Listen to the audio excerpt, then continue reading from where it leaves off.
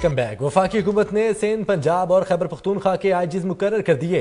सलाहुद्दीन महसूद खैबर पख्तूनख्वा, जबकि कलीम इमाम सिंध और मोहम्मद ताहिर पंजाब के नए आईजी होंगे।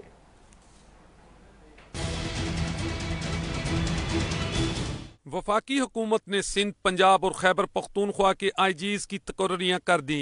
जारी किए गए एलामिये के मुताबिक सलाहुद्दीन महसूद को आईजी खैबर पख्तूनख्वा तैनात कर दिया गया, जबकि कलीम इमाम को आईजी सिंध मुकर्रर किया गया है। एलामिये के मुताबिक मोहम्मद ताहिर को सरबराह पंजाब पुलिस मुकर्रर किया गया, जबकि आईजी सिंध अमजद जावेद सलीमी को एस्टेब्लिशमेंट डिवीजन रिपोर्ट करने की हदायत जारी की गई हैं।